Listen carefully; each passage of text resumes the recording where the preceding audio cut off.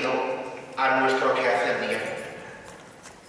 Quizá algunos no entiendan lo que celebramos, pero nosotros, como aquellos cristianos mártires de los primeros siglos, o como los de hoy también, y aquellos de Abitinia, el Altar Túnez, manifestamos que sin la cena del Señor, sin participar del pan de la vida, no podemos caminar, ni podríamos mantener la fe. Dios nos hizo libres, y desde esa libertad celebramos hoy lo que el Maestro nos mandó, y lo hacemos sin ofender, sin ideologizar nuestra fe, con respeto a las diferencias, pero convencidos de que Dios nos convoca para vivir de Él y no de las modas o de las ideologías. Para nosotros, solo el Señor salva y sana nuestras heridas.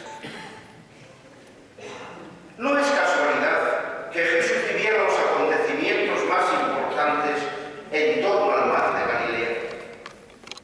Allí llamó a los discípulos de la primera hora. Allí nos regaló el proyecto de vida más hermoso, las bienaventuranzas. Allí se sucedieron las escenas más importantes de la vida de sus primeros seguidores, que marcaron para siempre las nuestras. Y es que el mar algo tiene.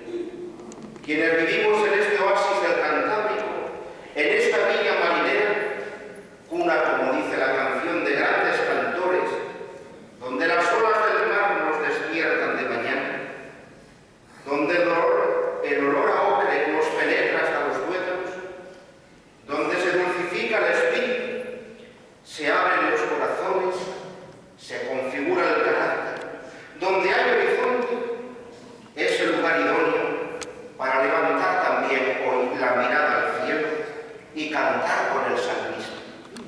Señor, dueño nuestro, qué admirable es tu nombre en toda la tierra. En esta Arcadia feliz, en esta ciudad cosmopolita y ajetreada, también nos podemos hoy encontrar con Jesús. Solo hace falta mirar y escuchar. Pero también hay que recogerse como el Señor. La montaña, que tiene otros rasgos y otros horizontes, la disfrutaba el Nazareno para encontrarse consigo mismo y con el Padre Dios. Y en el Principado tenéis la oportunidad de experimentarlo, sin barrer para casa. Covadonga puede ser un buen lugar. Allí os espero. Un pueblo que celebra sus momentos importantes es un pueblo que vive y que tiene futuro. Y un pueblo que olvida sus raíces, las de sus antepasados, también las cristianas, está abocado a tirar mortecinamente, a ir a ninguna parte. Así nos lo demuestra siempre la historia y el ocaso de grandes civilizaciones. Y de ellas tenemos que aprender. Los santos de nuestras iglesias no son de madera, aunque lo recordamos en bellas imágenes. Han sido personas de carne y hueso como nosotros, con nuestras debilidades y con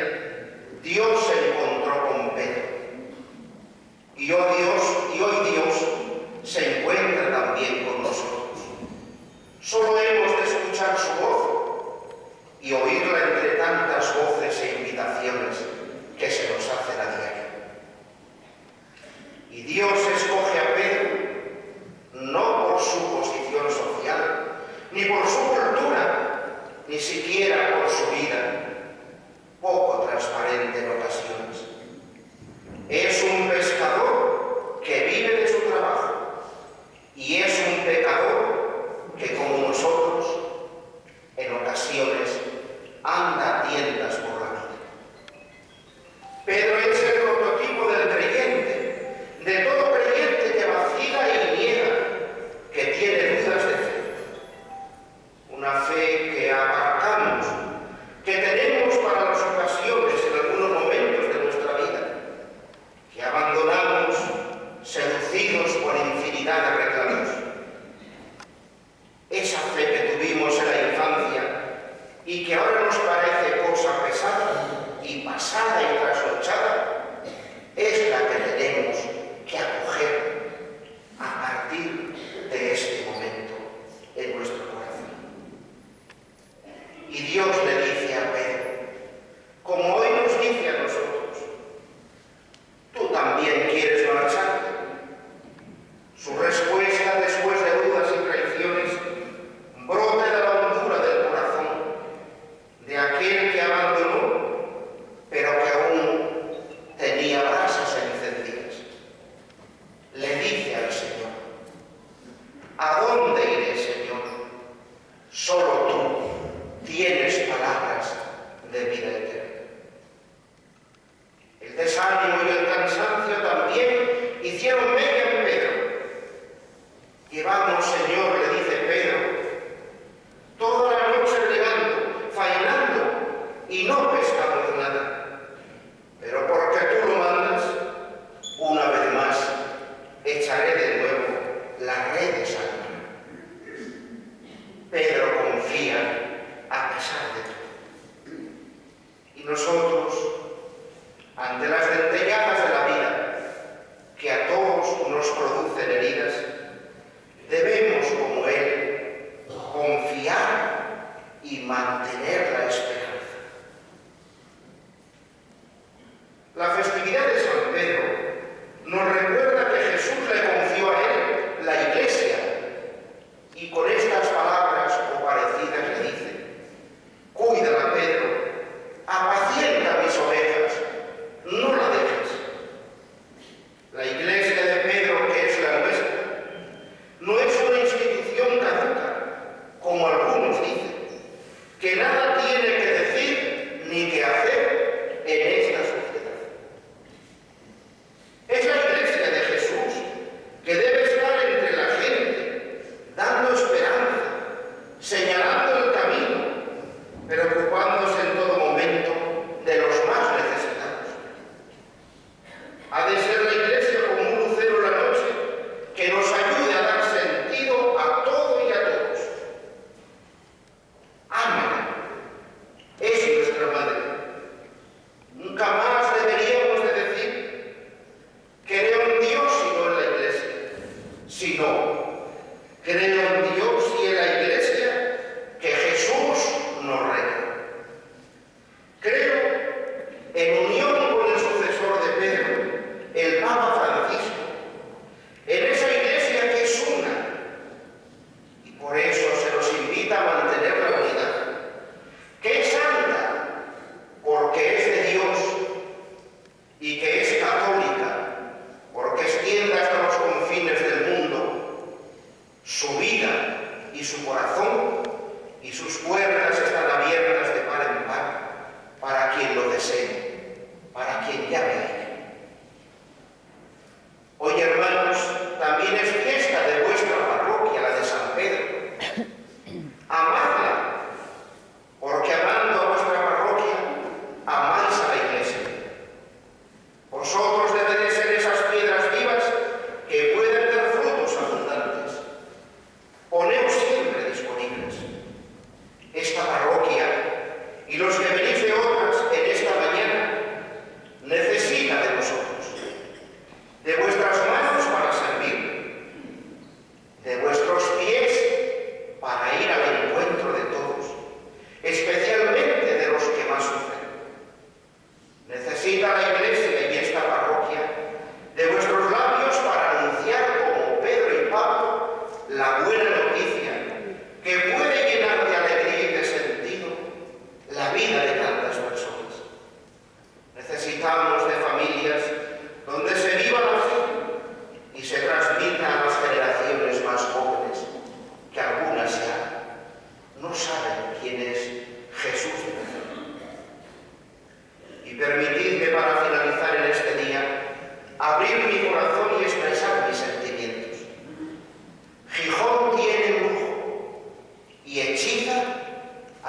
los que vivimos aquí.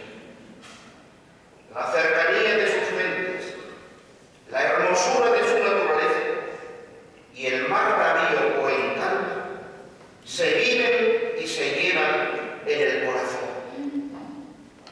Y me permito deciros que yo de esto debo mucho a esta villa. Pero tengo también buenos deseos para todos y quiero compartirlos en este momento, porque yo sueño muchas veces.